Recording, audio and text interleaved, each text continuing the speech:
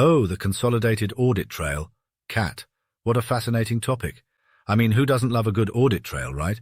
And during my 9 years in Congress, 9.5 years in Congress, I've consistently opposed the idea of the CAT, the Consolidated Audit Trail, under both Republican and Democratic leadership. It's like reading a thrilling detective novel, except instead of solving crimes, we're tracking financial transactions. We must approach this subject with the utmost sarcasm and humor, as is tradition here at Money Mirth. Riveting stuff, I tell you. Let's start at the beginning.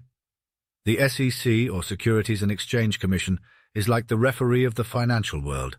It's the government agency responsible for regulating the securities industry and protecting investors in the United States. They're supposed to keep things fair and square, making sure that everyone plays by the rules. Exciting stuff, right? Now, for those of you who are not familiar with the Consolidated Audit Trail, let me break it down for you in the simplest terms possible. It's a project by the Securities and Exchange Commission to create a massive federal database that captures every brokerage account and trade for every American citizen. Imagine you're at a party, and there's a guest list that keeps track of everyone who enters and leaves. Well, the CAT is like that guest list, but for financial transactions. But hold on a second, my dear friends. Let's take a step back and examine the concerns surrounding this grandiose idea. Because I think it's unnecessary, and I think it's a very, very costly intrusion to the marketplaces, and all those costs will be borne by mostly retail investors the way this is structured now. First and foremost, we have the issue of cost.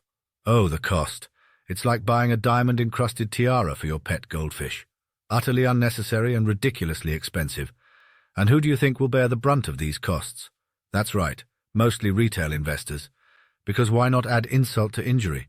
The CAT also raises concerns about cyber vulnerabilities. You see, collecting all that data in one giant federal database is like leaving your front door wide open and inviting every hacker in town for a cup of tea.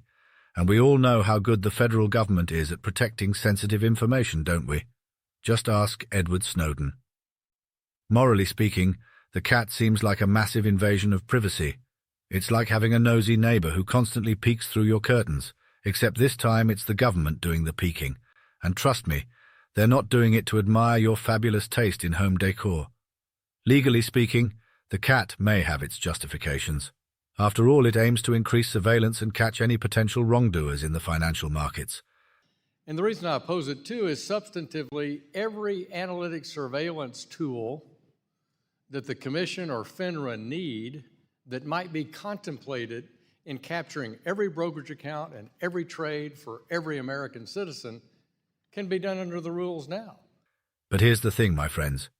Every analytic surveillance tool that the SEC or FINRA need can already be done under the existing rules and surveillance policies. Under the surveillance policies now of both the exchanges and FINRA in their broker-dealer work. So why go through all the trouble and expense of creating this behemoth of a database? Imagine you're in Little Rock, Arkansas, and there's a massive trade happening in a couple of different stocks. Now, with the CAT, it would be pretty easy to figure out who's behind that trade, even if you don't know their name or address. And if that information were to be released to the public, well, let's just say it wouldn't be a pleasant experience for the person involved. Talk about a privacy nightmare.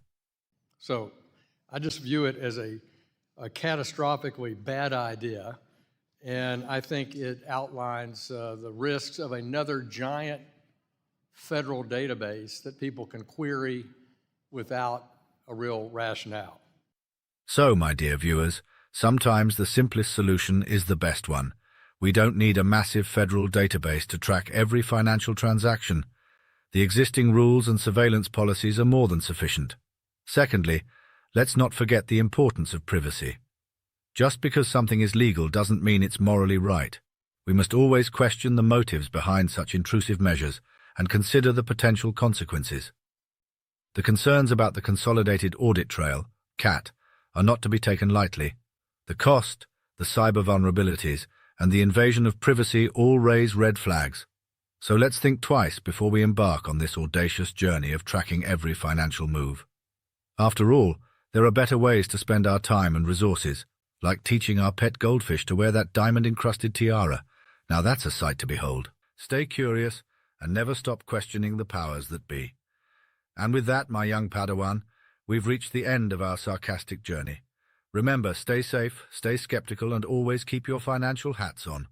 Look out for the next video from Moneymirth. Don't forget to like, drop us a comment, and most importantly, my friend, subscribe. We appreciate you, and from all of us from Moneymirth, take care.